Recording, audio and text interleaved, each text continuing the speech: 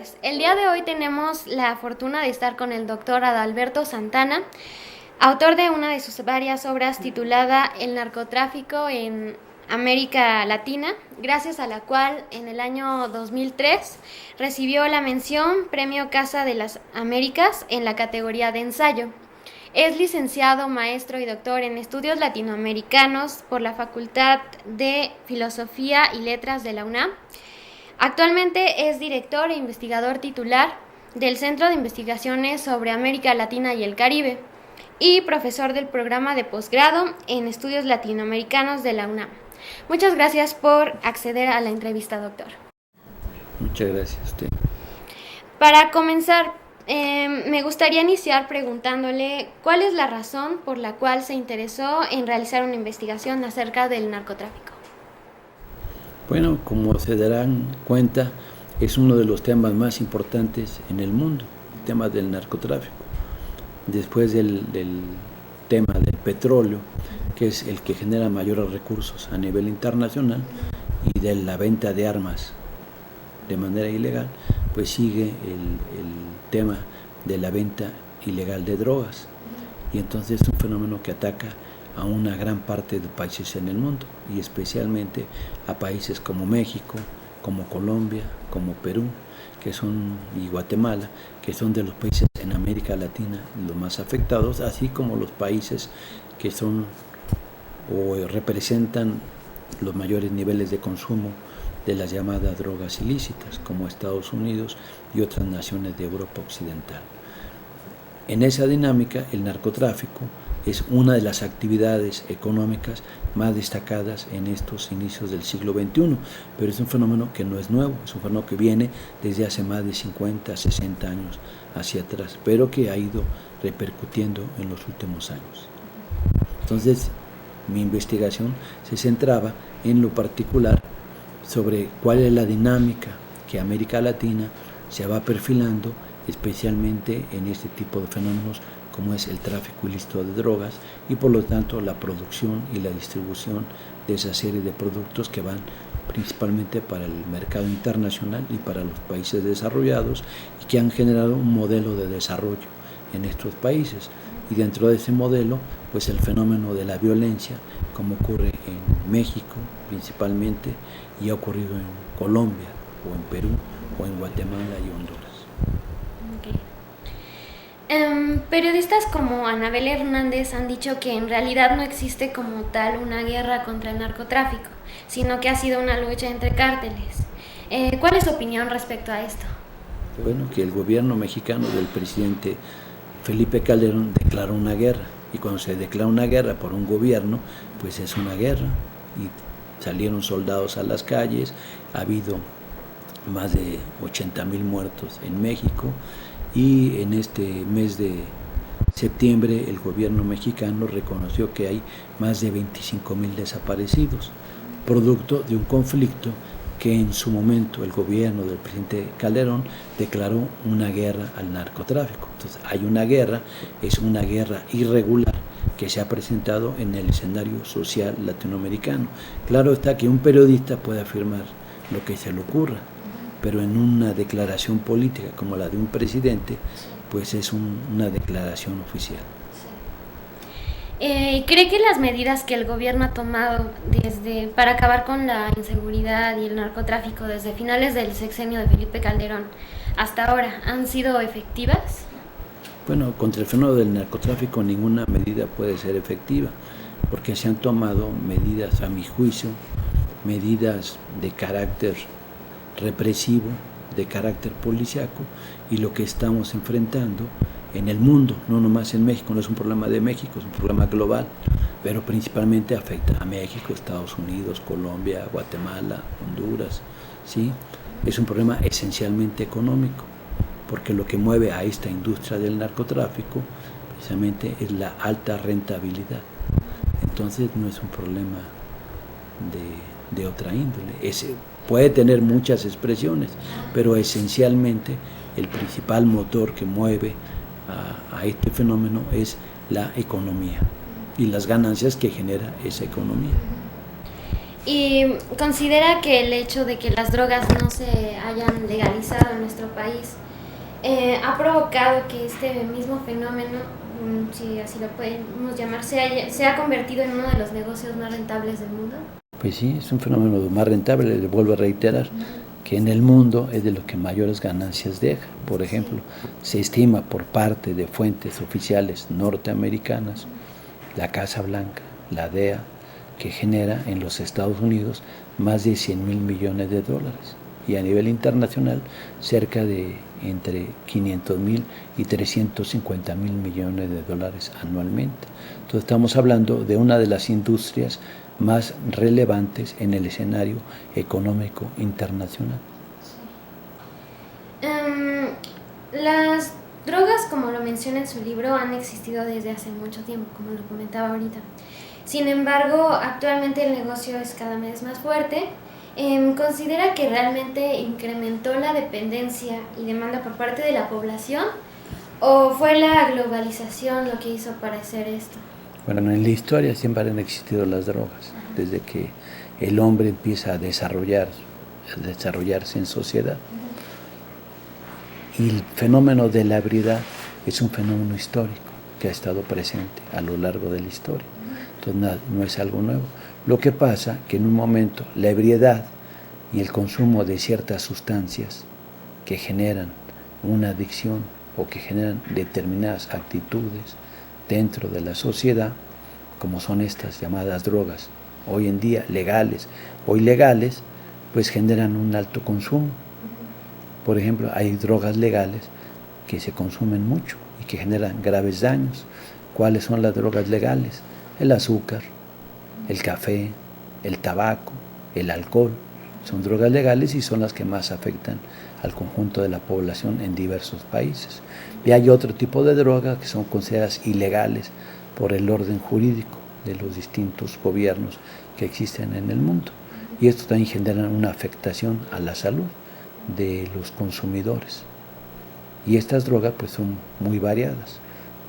Dentro de las drogas puede considerarse las drogas naturales, drogas blandas, drogas duras, drogas de diseño, pero las que más recurren en el mercado internacional y las que generan las mayores ganancias pues son productos generados, por ejemplo, como los derivados de la amapola, entre ellos la morfina, ¿sí? O bien la cocaína, que son los grandes consumos a nivel mundial, y también el consumo de la marihuana, o las drogas de diseño, o llamadas anfetaminas, entre otras, ¿no? Bueno, primero, ¿cuál es su opinión respecto a lo que actualmente se hace llamar la narcocultura? Bueno, que son expresiones que aparecen en lo que se llama la subcultura, es decir, expresiones culturales que tienen como motivación central el consumo, pero el consumo de ciertos productos que están en el mercado y que apelan precisamente a una serie de manifestaciones que van asociados al fenómeno de las drogas. Por ejemplo, ciertas estructuras hemos visto, como es cierta música que se ha expresado en un momento, que exaltan la droga, las telenovelas que exaltan el valor de los narcotraficantes, donde encontramos que la adrenalina que genera la violencia misma, el enriquecimiento de los sectores que se meten en lo que se llama el sicariato, o se les denomina el sicariato, o los matones a sueldo, por ejemplo, pues van generando una especie de subcultura del narcotráfico. ¿Sí? Se genera un universo, ¿sí?, referencial donde hay una serie de actividades de este carácter y van generando segmentos sociales a ese tipo de prácticas. Hoy en día los medios de comunicación están sufriendo agresiones por el simple hecho de realizar su trabajo de forma ética y se ve a los periodistas como una amenaza para el gobierno, hablando especialmente de este tema del narcotráfico. ¿Cree que el narcotráfico y sus posibles vinculaciones con el gobierno han sido factores detonantes del incremento en la censura por parte del gobierno hacia las publicaciones de los periodistas?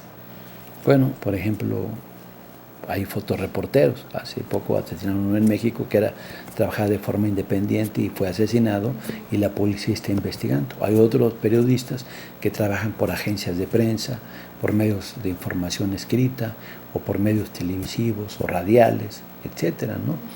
Y entonces estos periodistas son actores esenciales de estar ligados a lo que se llama pues este tipo de delitos delincuenciales, porque hacen entrevistas, hacen investigaciones de periodismo más profundo y pueden ser víctimas precisamente de los sectores involucrados, particularmente del sicariato, ¿sí? El sicariato no es el narcotráfico. El sicariato es una de las expresiones que utiliza el narcotráfico para generar violencia frente a los grupos rivales, frente al gobierno, frente a las autoridades o frente a la población. Y entonces ahí se expresan ese tipo de fenómenos de violencia y donde los periodistas pues pueden ser agredidos en varios países del mundo, no nomás desde México. Básicamente, ¿en cuáles países del mundo? De nueva cuenta, en los que ha crecido las principales organizaciones empresariales del narcotráfico. Son empresas, primero, no son carteles, son empresas dedicadas a la producción o distribución, ¿sí?, de este tipo de productos. Y esas están básicamente localizadas principalmente en los Estados Unidos, en México, en Guatemala, en Honduras, en Colombia, en el Perú, que es donde más se expresan esas características. Puede haber en otras regiones del mundo, y de hecho las hay en Italia, en Rumanía, ¿sí? Pero las principales drogas que circulan en el mercado son producidos en los países latinoamericanos y principalmente los que he señalado. México es uno de los principales productores junto con los Estados Unidos. No quiere decir que los mexicanos, quiere decir que la narcoeconomía aquí es donde tiene sus mayores expresiones, igual que en los Estados Unidos. ¿Cómo cree que han cambiado los asuntos del narcotráfico desde la publicación hasta ahora en América Latina? Bueno, que el narcotráfico, lo que yo estaba investigando, este libro lo publiqué por primera vez en 2004 y estamos en 2015, han pasado 9 años. ¿Qué es lo que ha pasado? Fue una investigación que me llevó más de 15 años estar trabajando. Y entonces lo que me iba mostrando no es que me interesara el narcotráfico en sí, sino me interesaba qué es lo que estaba pasando o qué tipo de fenómenos ocurrían en el desarrollo capitalista en América Latina. Y una de las expresiones de ese modelo capitalista en América Latina era el crecimiento de esta industria del narcotráfico. Y las tendencias que nos ha mostrado es que en algunos países como México, como Colombia, como Perú, como Honduras y Guatemala es donde ha cobrado su mayor expresión, particularmente a finales del siglo XX y principios del siglo XXI, y que su dinámica cada vez tiende a crecer más. ¿Cuáles cree que podrían ser las consecuencias en un futuro con respecto al narcotráfico? Bueno, pues ya la estamos viviendo, el futuro ya llegó.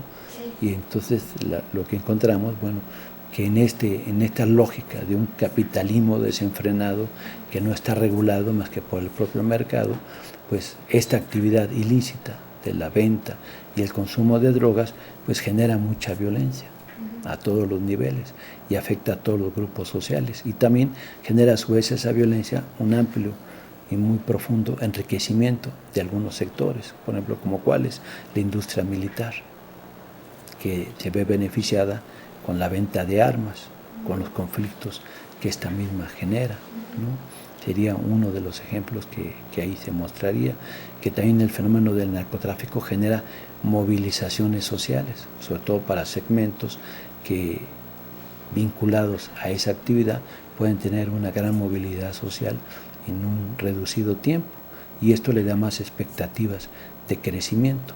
A la par, también nos hace ver la debilidad de los estados, particularmente como el Estado mexicano, el de Guatemala, el de Estados Unidos, el de Perú, que son estados muy débiles, donde con el modelo llamado neoliberal, pues se ha reducido la capacidad del Estado de tener el monopolio de la violencia, y hoy en día existen varios monopolios y dentro de ellos se ha privatizado la violencia precisamente en manos privadas, y vemos cómo estas organizaciones del sicariato y del narcotráfico y lo que se conoce en términos generales como la economía sumergida, pues está tomando el rumbo de las economías y cada vez se ve más gente involucrada en esas actividades y a su vez, en la medida que se involucran cada vez mayor número de personas, vemos también el crecimiento del fenómeno de la violencia asociado al fenómeno del narcotráfico, al secuestro de personas, a la trata de personas, es decir, a toda la gama de la constelación de lo que es una economía en la sombra, una economía sumergida. En su opinión, para finalizar, ¿qué medidas cree que se deben tomar para, pues, si se podría erradicar, si lo considera posible, o disminuir el narcotráfico en nuestro país? ¿Nuestro gobierno realmente está preparado para ello? Bueno, la mejor solución que históricamente se ha dado es cuando en algunos países hay un control efectivo de los fenómenos de la delincuencia, del fenómeno de la economía sumergida, de este tipo de actividades ilícitas, y esas muchas veces tienen que ir acompañadas del involucramiento o participación del conjunto de la sociedad, es decir, de la ciudadanía, de los elementos que componen a la sociedad. Y hay soluciones que sí se han dado, y esto se ha dado a través de un proceso de una mayor educación de la población, sobre todo en los países de la periferia latinoamericana o del llamado tercer mundo, donde se ha permitido elevar los niveles de bienestar social y de educación y reduciendo con ello los márgenes de esta violencia criminal. Entonces, hay ejemplos, pero en países como México, donde el Estado se va reduciendo, ¿sí?, donde no hay alternativas del crecimiento de la educación para la mayoría de los jóvenes, pues lo que encontramos es fenómenos como en México, o como en Colombia, o como en Honduras, o como en Guatemala, o en los Estados Unidos, que sigue creciendo el fenómeno de la economía sumergida y de que los jóvenes particularmente se involucren, no todos, segmentos de los jóvenes, se involucren en estas actividades ilícitas que generan alta ganancia y que por ello lo hacen un medio accesible para esa movilidad social. Pues muchas gracias por la entrevista. Gracias a usted. Sí, gracias por brindarnos el espacio. Ahí está. ¿Cómo la ve?